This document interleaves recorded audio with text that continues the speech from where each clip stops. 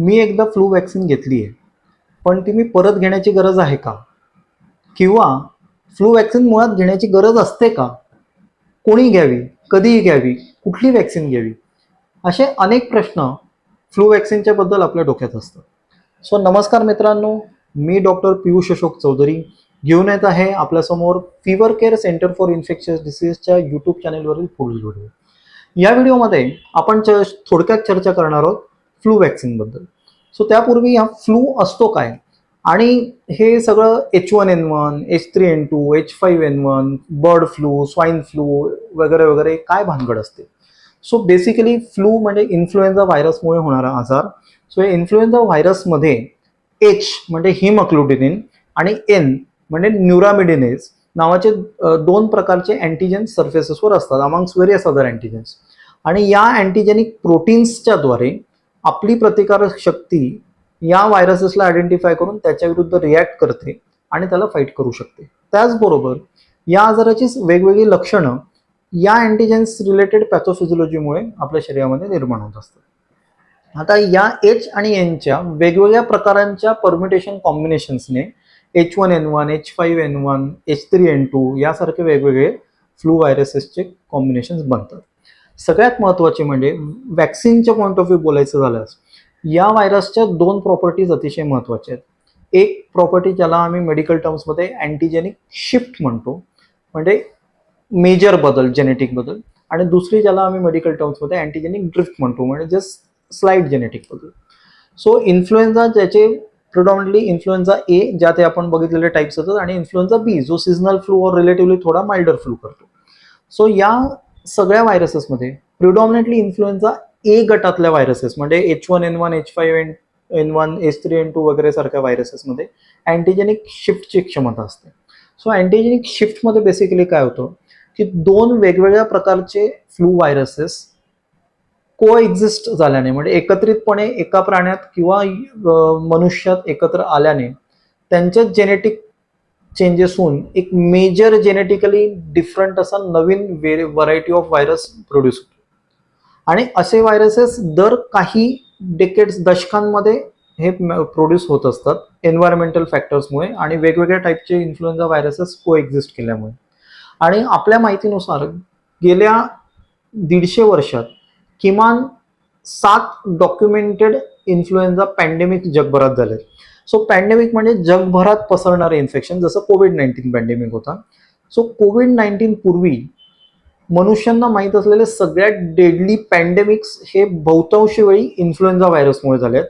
जसं 1918-19चं पॅन्डेमिक, ज्यामध्ये करोडोमध्ये व्यक्ती याने इन्फेक्टेड होते आणि करोडो व्यक्ती यामुळे दगावलेत. सो पॅन्डेमिक का होतं तर तसा व्हायरस त्यापूर्वी जगभरात आढळून येत नाही आणि अचानक एक नवीन व्हायरस बनून तो सर्क्युलेट झाल्यामुळे आपली प्रतिकारशक्ती त्या व्हायरसला यूज टू नसते आणि त्यामुळे आपली प्रतिकारशक्ती आपल्याला त्या विषाणूपासून प्रोटेक्ट करू शकत नाही. म्हणून करोडो लोकांना ते इन्फेक्शन पसरतं आणि त्यातल्या लाखो लोकांचा त्यामुळे मृत्यू होण्याची शक्यता जगभरामध्ये असते. दुसरी जी प्रॉपर्टी आहे ती म्हणजे अँटीजेनिक ड्रिफ्ट, म्हणजे स्लाइट जेनेटिक बदल जो वेगवेगळ्या म्युटेशन्स, डिलिशन्स वगैरे जेनेटिक प्रोसेसेसमुळे होतो. हा इन्फ्लुएन्झा ए प्रमाणेच इन्फ्लुएन्झा बी प्रकारच्या फ्लू व्हायरसेसमध्ये देखील दिसून येतो. आणि हा बदल म्हणजे मूळ व्हायरस सेम राहून त्याच्या अँटीजेनिक किंवा जेनेटिक स्ट्रक्चरमध्ये मायनर बदल वर्षापाठोपाठ होत असतात. आणि यामुळे एका वर्षातला विषाणू हा पुढच्या वर्षातल्या विषाणूपेक्षा वेगळा असतो किंवा गेल्या वर्षाच्या विषाणूपेक्षा देखील वेगळा असतो. त्यामुळे एका पर्टिक्युलर टाईपच्या विषाणू विरुद्ध आपण वॅक्सिन घेतलेली असेल किंवा गेल्या सीझनमध्ये फ्लू सौम्य किंवा तीव्र आपल्याला होऊन गेला असेल तरी देखील पुढच्या वर्षी पुन्हा फ्लू होण्याची शक्यता नाकारता येत नाही. आणि म्हणूनच जगभरामध्ये अनेक व्यक्तींना आयुष्यात अनेक वेळा फ्लूचं इन्फेक्शन झालेलं आढळून येतं.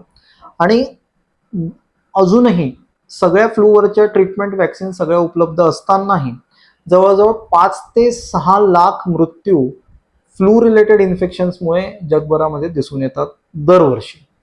म्हणून या अँटीजेनिक ड्रिफ्टच्या जेनेटिक प्रोसेसमुळे 2 कॉन्सिक्युटिव्ह इयर्सचा व्हायरस वेगळा असल्याने आपल्या सर्वांना फ्लू वॅक्सिन ही दरवर्षी घेणं हे आवश्यक आहे. आता आपल्या सगळ्यांना म्हणजे आयडियल केसमध्ये प्रत्येकाला, पण किमान जे हाय रिस्क ग्रुप्स आहेत त्यांना तर अगदी नक्कीच ही वॅक्सिन घ्यायला हवी. सो हे हाय रिस्क ग्रुप्स कोण? तर लहान मुलं, 65च्या वरील वृद्ध, त्यानंतर असे व्यक्ती ज्यांना डायबिटीज, हाय ब्लड प्रेशर, लंगचे दम्यासारखे आजार किंवा क्रोनिक आजार, किडनी, लिव्हर, लंग, हार्ट किंवा मेंदू रिलेटेड, प्रेग्नंट बायका, अशा सर्व गटांना हाय रिस्क ग्रुप म्हटलं जातं. कारण या आणि हेल्थकेअर प्रोफेशनल, सो हॉस्पिटल्समध्ये काम करणारे व्यक्ती, सो यांना आयदर इन्फेक्शन होण्याची शक्यता खूप जास्त असते किंवा इन्फेक्शन झाल्यानंतर कमकुवत असलेल्या प्रतिकार शक्तीमुळे त्याचे कॉम्प्लिकेशन्स होण्याची शक्यता यांना खूप जास्त असते. आणि कॉम्प्लिकेशन्स जे प्रिडॉमिनंटली न्यूमोनिया सारखे आजार करतात आणि फुफ्फुसावर खूप जास्त परिणाम होऊन ब्रिदिंगला त्रास होणे, हॉस्पिटलमध्ये ऍडमिट व्हावे लागणे, आयसीयू मध्ये अतिदक्षता विभागात ऍडमिट व्हावे लागणे, व्हेंटिलेटरची गरज पडणे आणि काही केसेसमध्ये जीव गमवावा लागणे, असे कॉम्प्लिकेशन्स या फ्लू रिलेटेड न्यूमोनियाजमुळे होणं हे शक्य आहे प्रिडॉमिनंटली हाय रिस्क ग्रुपमध्ये.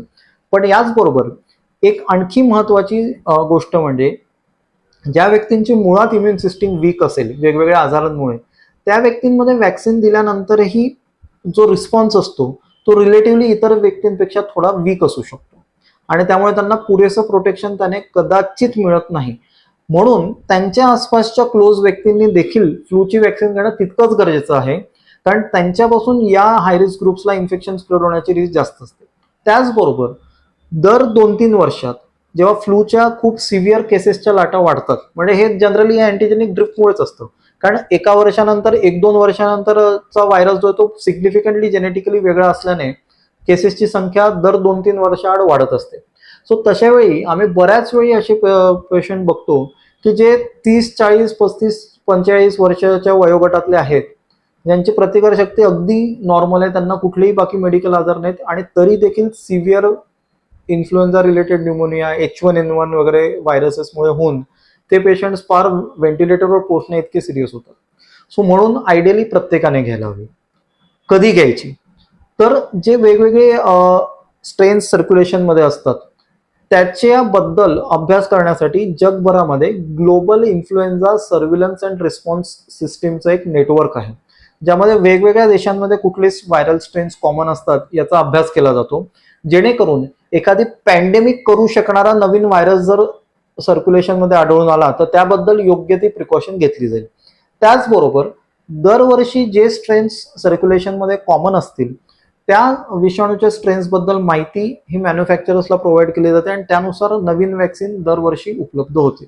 टिपिकली भारतामध्ये जिथे आपण सदर्न हेमिस्फिअरची वॅक्सिन वापरतो इन्फ्लुएन्झाची, ती एप्रिल-मेच्या महिन्याच्या सुमारात आपल्याकडे अवेलेबल होते.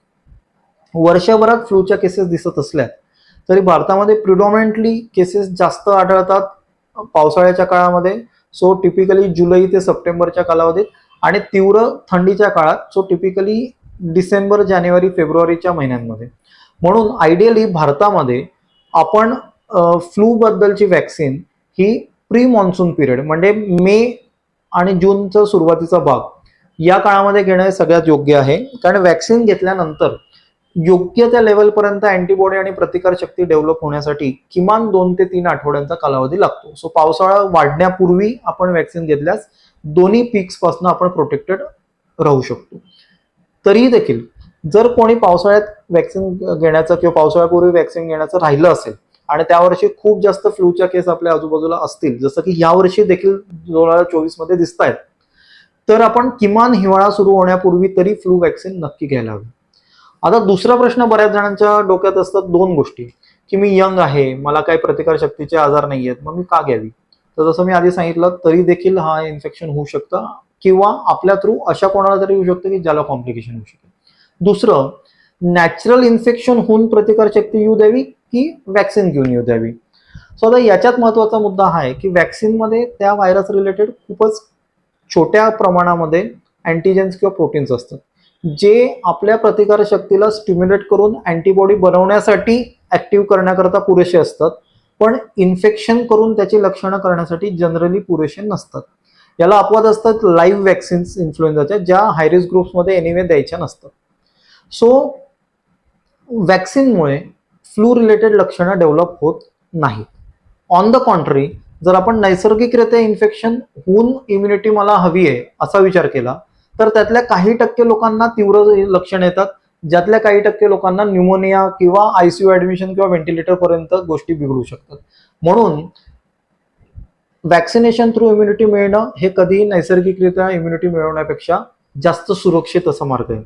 त्याचबरोबर मला इन्फेक्शन होणार असेल तर मी वॅक्सिन घेणार म्हणजे शत्रूला देशात घुसू द्यायचं, मग आपण आर्मी बाउंड्री सीमारेषेवरती तयार करायची, अशा प्रकारचं आलं. म्हणून आपण वॅक्सिन देऊन पहिलेच आपल्या शरीरातले हे जे सोल्जर्स असतात इम्युन सिस्टीम मधले अँटीबॉडीजच्या स्वरूपात, त्यांना रेडी ठेवायला पाहिजे की पुढच्या सीझनमध्ये जर फ्लूचा विषाणू आपल्याला संसर्ग करणार असेल तर ते आपल्याला त्या विषाणूंपासून पुरेशा प्रमाणात प्रोटेक्ट करू शकते.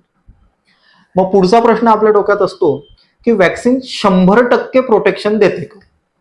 वेल, अनफॉर्च्युनेटली जगातली कुठलीही वॅक्सिन कुठल्याही इन्फेक्शन विरुद्ध 100% प्रोटेक्शन देत नसते. पण खूप महत्वाचं हे असतं की वॅक्सिन घेतल्यानंतर जर नैसर्गिक इन्फेक्शन झालं तर त्यापासून कॉम्प्लिकेशन्स होण्यापासून ही वॅक्सिन ऑलमोस्ट 95% 90-95% पर्यंत प्रोटेक्शन देते. सो वॅक्सिन घेऊनही जर चुकून आपल्याला इन्फेक्शन तरी देखील झालं तर ऍटलीस्ट कॉम्प्लिकेशन्स होणं, हॉस्पिटलायझेशन लागणं, न्यूमोनिया होण्याची शक्यता, या सगळ्यांचं प्रमाण 90-95% कमी होतं आणि that it self makes it very much cost effective.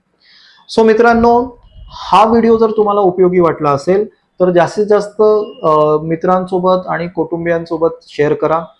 Fever care center for infectious डिसीजेसच्या युट्यूब चॅनलला सबस्क्राईब करा आणि कमेंट्स करायला विसरू नका. आणि हो, नेहमी लक्षात ठेवा, stay inform to stay healthy.